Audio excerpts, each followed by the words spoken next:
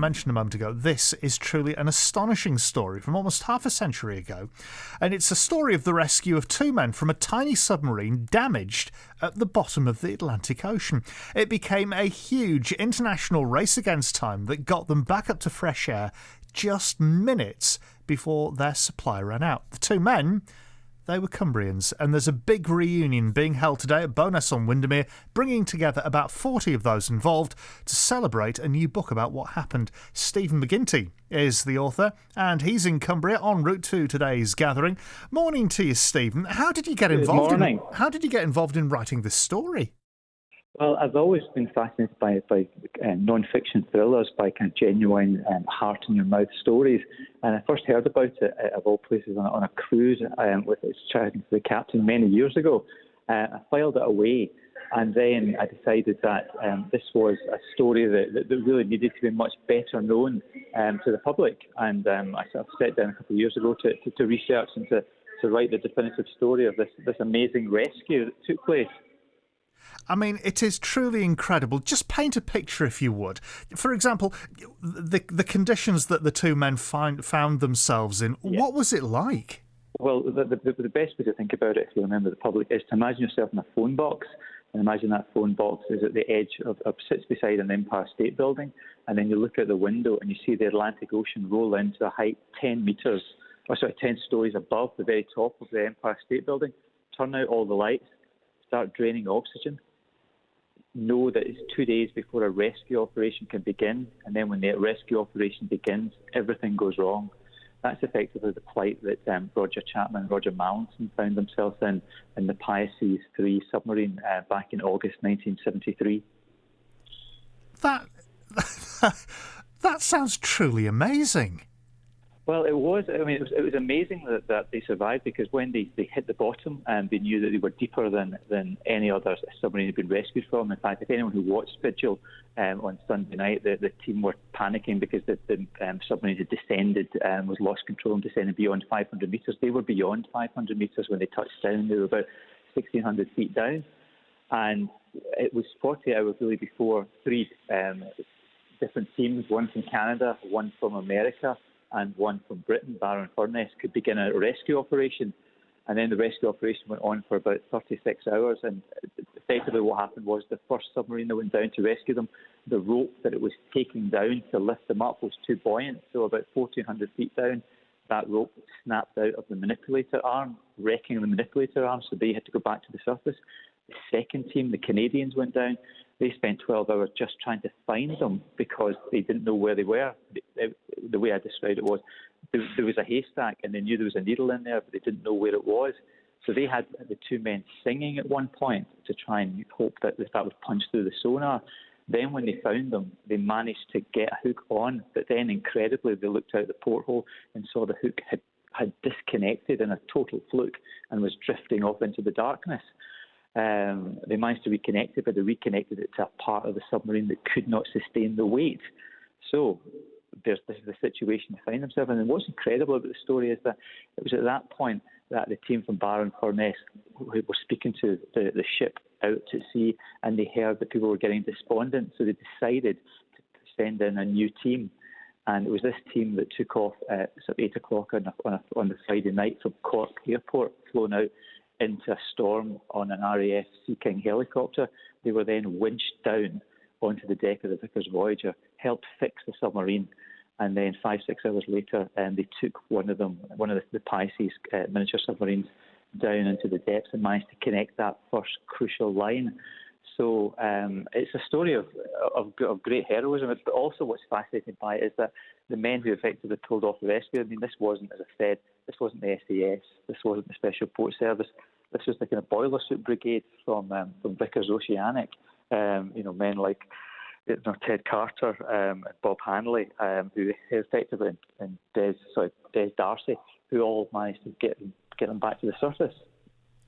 I mentioned in the introduction, Stephen, that they got back up to fresh air just minutes before their supply ran out. How close a shave was this? Well, this is the thing. It's very kind of complicated to tell because what happened was they didn't know how much oxygen they were left. The company afterwards insisted that they had a reasonable supply. But when I was researching the book, I spoke to one of the guys who went into the submarine after it had been brought back to Cork with one of the experts from America to sort of check out the design, and he turned on the gas tanks, and it was he said that it was effectively empty. So it was a ridiculously close shave. I mean, we're talking about your book here, Stephen, but the way you've described it, I mean, has anyone ever approached you to turn this into a film? Well, that's the thing. I mean, there's potential. The book's been optioned by the producer of Saving Private Ryan. So we'll see if that comes off. I mean, the way things work is books get optioned regularly.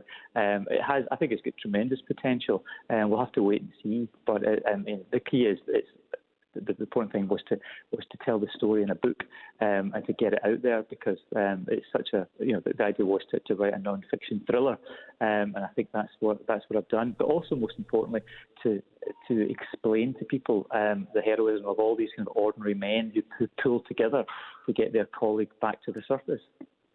Stephen, I know I have to let you go because you've got to get on a train in about half a minute's time, but thank you so much for being on the show this morning. That's Stephen McGinty. Enjoy today, the gathering of about 40 of those involved in Bowness on Windermere. That's Stephen McGinty. What an absolutely incredible story Stephen's just told in a matter of minutes. That's staggering. The book was published in June. It's called The Dive, The Untold Story of the World's Deepest Submarine Rescue. It's available in all good bookshops. And tomorrow morning, we're actually hoping to hear from the people involved, telling the story of how they managed to save 2 lives just in the nick of time. Wow. Anybody else got sweaty palms listening to Stephen share that? How close did they come? It's BBC Radio Cumbria. It's Mike Zeller at breakfast, 9:45. It was a submarine accident that came within a few minutes of killing 2 Cumbrian men at the bottom of the Atlantic. But after a huge international effort nigh on 50 years ago in 1973, they were saved. Their story has been told in a new book, and some of the people involved gathered yesterday for a reunion in the Lake District. Jenny Dennett went to meet them. Morning again, Jenny. What was it like then yesterday? There was an awful lot of naval blue in evidence, Mike, as this crowd of engineers, divers, technicians and submariners gathered at the Windermere Jetty Museum to remember this absolutely dramatic rescue over 500 metres down. Imagine yourself in a phone box.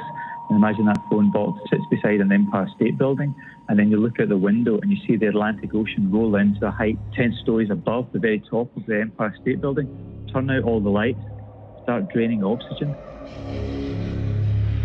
Author Stephen McGinty explains the peril at the heart of the dive, his new book detailing the world's deepest submarine rescue. Freezing cold, pitch black. Roger Mallinson was in that tiny submersible with fellow engineer Roger Chapman when a job burying a transatlantic telephone cable went horribly wrong in heavy weather. We were being recovered and suddenly the back of the sub tipped backwards and we just went off the surface and you saw the depth gauge flying round. Obviously the aft sphere was fully flooded. How did you rate your chances of being rescued? For the first lot of hours, nothing. Absolutely nothing, because how the hell can you, hundreds of miles out, we were in a hell of a storm. While the Rogers shivered in silence at the bottom of the Atlantic, British, Canadian and US rescue teams made several ill-fated rescue attempts. It took 15 hours to reach the sink site, precious hours more to locate the sub, then ropes and tethers came loose. We were so low on oxygen, we couldn't talk, so you just... Are you all right, sort of thing. It's a squeeze on the hand. You got one back. Yes. That's how we were talking. Well, you didn't see me, of course. Meanwhile, in Barrow, a boiler suit brigade from Vickers Oceanics were working on another plan to save their colleagues and friends. I knew after 3 days things weren't going as planned. Ted Carter persuaded boss Sir Leonard Redshaw to fly out a fresh team with a new bit of kit. I did go in there with the drawings.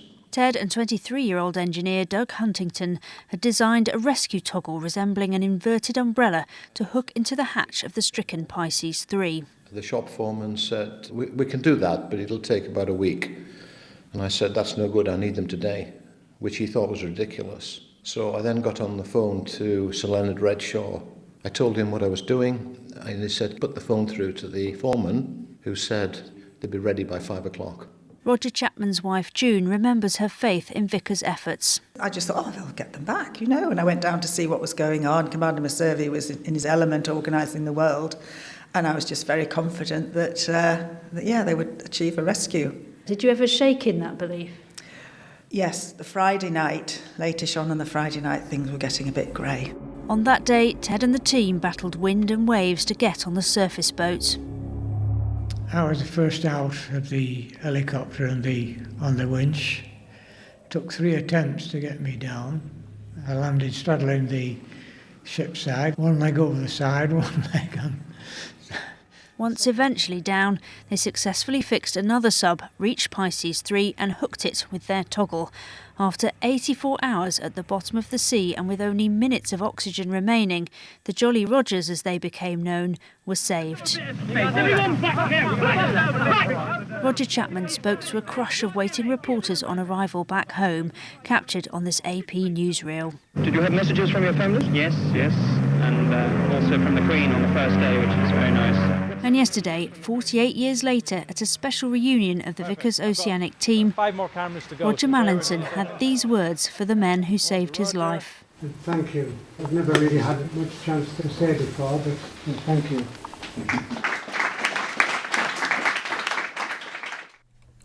A thankful Roger Mallinson there. I mean, Jenny, his life really was in their hands. Yeah, and delivered from them. He is in his 80s now. Roger Chapman sadly died of cancer last year, aged 74, but his 2 sons, born after the disaster, were both there to hear the stories, which, interestingly, their dad didn't really talk about.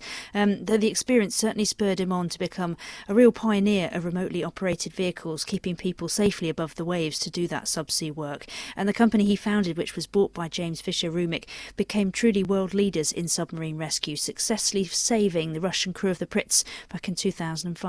Jenny, thank you. Jenny Dennett reporting for you this morning here on BBC Radio Cumbria.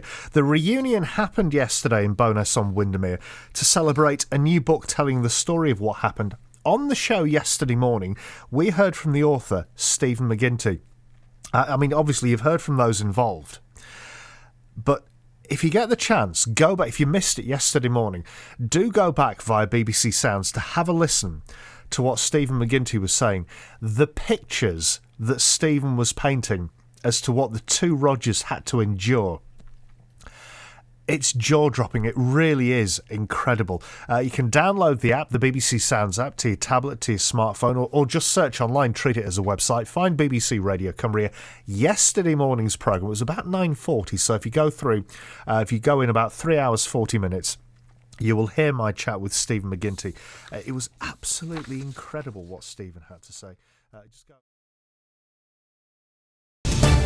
And the dramatic story of how 2 Cumbrian engineers were rescued from the bottom of the Atlantic nearly half a century ago is told in a new book.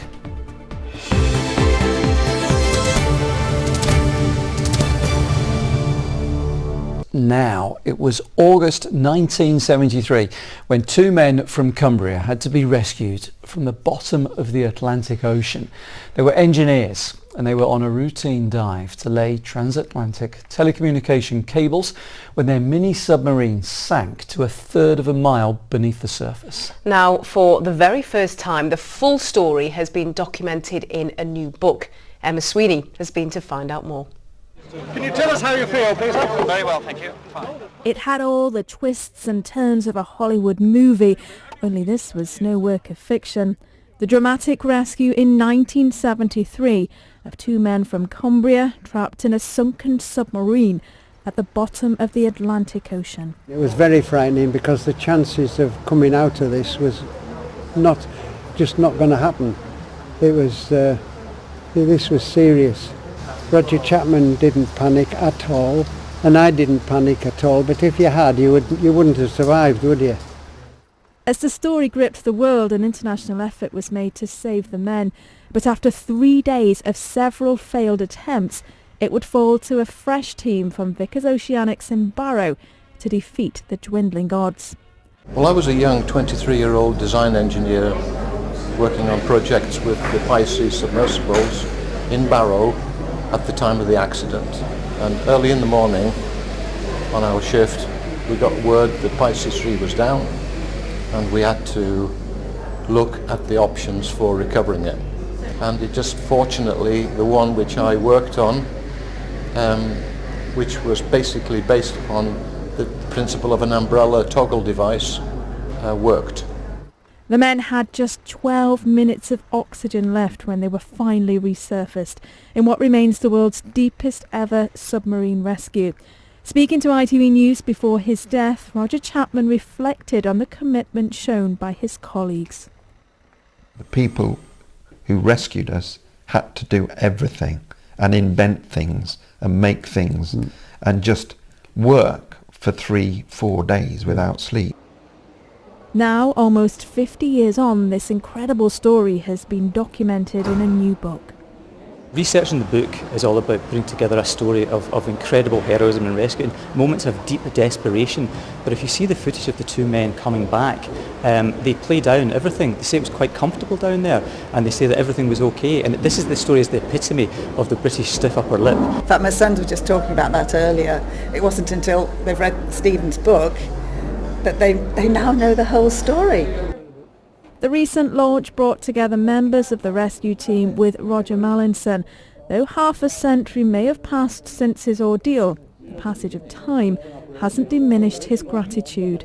And I've got to say thank you absolutely from the bottom of my heart for everybody that risked their lives.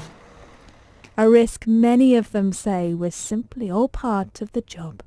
Emma Sweeney, ITV News, Cumbria.